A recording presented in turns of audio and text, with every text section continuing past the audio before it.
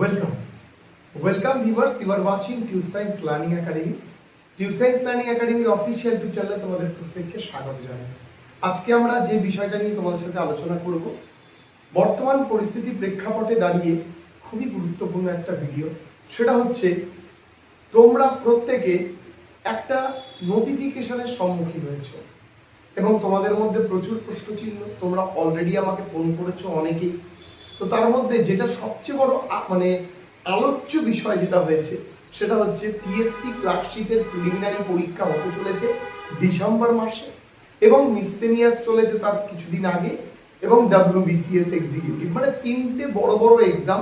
তার মধ্যে most demanded exam, যেটা এক্সামে সমস্ত ক্যান্ডিডেটই প্রায় অ্যাপিয়ার করে, সেটা হচ্ছে পিএসসি ক্লার্কশিপ এক্সামিনেশনস। সেই এক্সামিনেশনসটাও কিন্তু হতে চলেছে, এরকম একটা কিন্তু ব্যাখ্যা এই মুহূর্তে আসছে। এবার অনেকজনের এই প্রশ্নচিহ্ন আছে, স্যার এই নোটিফিকেশনটা কতটুকু সত্যি? প্রশ্নচিহ্ন আসতে পারে স্যার, এটা আমি নিজেও আজকে সকাল থেকে প্রায় 30 বার আমি ওয়েবসাইট দেখেছি যে না, যদি এই নোটিফিকেশনটা পুট করে না, সেরকম কোনো নোটিফিকেশন আমি তো ওয়েবসাইটে দেখিনি আপাতত। তো সেই জায়গায় দাঁড়িয়ে এখন একটা প্রশ্নচিহ্ন, জানি না তোমরা কোন ওয়েবসাইট থেকে দেখছো, এখন এটা ফেকও হতে পারে, এটা জেনুইনও হতে পারে। তবে পুরনো পিএসসি ক্লার্কশিপ রিলেটেড যে তথ্যটা রিসেন্টলি উঠে এসেছে সেটা যদি আমি একটু ব্যাখ্যায়িত করি, যে পুরনো পিএসসি ক্লার্কশিপের যে মেনে রেজাল্ট সেটা কিন্তু সম্ভবত তোমাদের পুজোর আগে আসছে না, এরকমই কিন্তু একটা নির্দেশিকা বা এরকমই একটা তথ্য কিন্তু আমি পেয়েছি।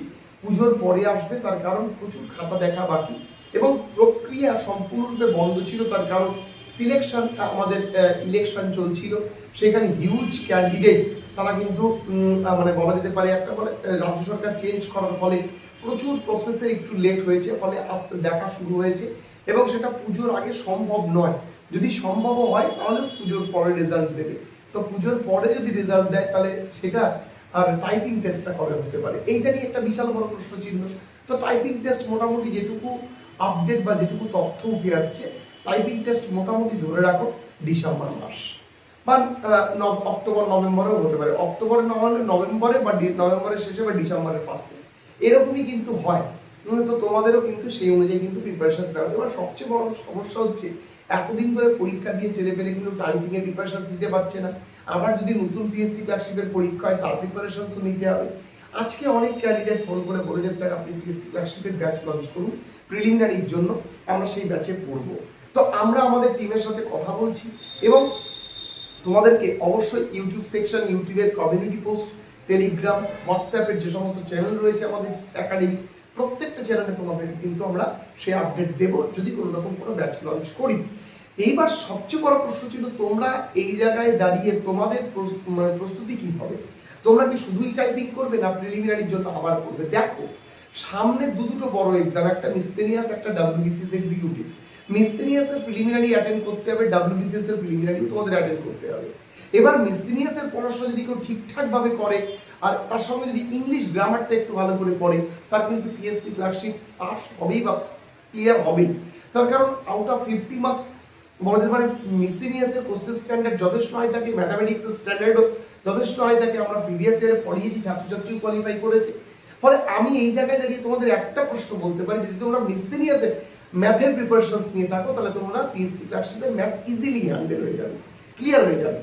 আমি ব্যাচের মধ্যে যদি ব্যাচ লঞ্চ করি, সমস্ত সিলেবাস পিএসসি ক্লার্কশিপ রিলেটেড সমস্ত সিলেবাস ধরে কমপ্লিট করব। পূর্ববর্তী তার এই নিয়ে 3-4টে পিএসসি ক্লার্কশিপের ব্যাচ পড়ানো হলো, প্রচুর ছাত্রছাত্রী পড়েছে পিএসসি ক্লার্কশিপ প্রিলিমিনারির জন্য। অবশ্যই পড়বে, অবশ্যই তোমরা যারা যারা ইন্টারেস্টেড তারা যুক্ত হতে পারবে। এবং তার সঙ্গে একটা কথা বলি, দেখো সেপ্টেম্বর মাস তোমাদের কাছে অনেক কিছু ক্রিস্টাল ক্লিয়ার হবে, আমি তোমাদের এইটুকু বলে দিতে পারি। ঠিক আছে, সেপ্টেম্বর মাসে তোমাদের কাছে অনেক কিছু চেঞ্জ হতে চলেছে। অনেক কিছু তোমাদের যে একটা ডাউট ছিল যে মনে হয় কি হবে কি করবে, রাজ্য সরকারের চিন্তা ভাবনা ক্লারিফিকেশন পাচ্ছে না, সেটা আমার মনে হয় অনেকাংশে তোমরা বুঝে যাবে যে কেমন কি পরিস্থিতি হতে চলেছে বা সেপ্টেম্বর মাসে আমাদের রাজ্য সরকারের পরবর্তী পদক্ষেপ বা টেন্ডেন্সি কেমন হতে পারে, সেই বিষয়েও কিন্তু আমাদের মধ্যে একটা ক্রিস্টাল ক্লিয়ার ভাবমূর্তি আসতে চলেছে। তোমরা দেখে নেবে, তাই আসবে। এবার তোমাদের কি করা উচিত? তোমাদের উচিত, দেখো কম্পিটিটিভ যারা পড়াশোনা করেছো যারা যারা প্রিলিমিনারি দিয়েছো, মেন পরীক্ষা দিয়েছো, কারোরই কিন্তু বিশেষ করে ম্যাথ, সায়েন্স এবং হিস্ট্রি, জিওগ্রাফি থেকে প্রিপারেশন বেরোনো উচিত না। কারণ যে কোনো এক্সামিনেশনের এটা হচ্ছে একটা কি অফ ব্রাঞ্চ, মানে বলা যেতে পারে একটা পিলার। তো ফলে history, geography, constitution, economics, math, English is the key of any type of government examinations in West Bengal. তো তোমাদের কিন্তু এইটা ভালো করে প্রিপারেশন নেওয়া উচিত এবং তোমরা আজকে থেকেই এই তিনটে এক্সামকে না পাকি চোখ করে এই তিনটের মধ্যে কমন সিলেবাস কি সেই কমন সিলেবাসগুলো খাতায় লিখে তোমরা তোমাদের মতো প্রিপারেশন স্টার্ট করো। তারপর আমরা আছি, ফ্রি ক্লাস, পেড ক্লাস সমস্ত কিছু অ্যাভেলেবেল থাকবে। পরপর ক্লাস দিয়ে তোমাদেরকে আমরা হেল্প করব এবং তোমাদের কিভাবে তোমরা প্রিপারেশন নেবে, পূর্ববর্তী ছাত্রছাত্রী যেভাবে হয়েছে, আমি যেভাবে ক্লিয়ার করেছি, তো সেটাও আমি তোমাদেরকে বলবো এবং আস্তে আস্তে তোমরাও ডিফারেন্সিয়েট করতে পারবে।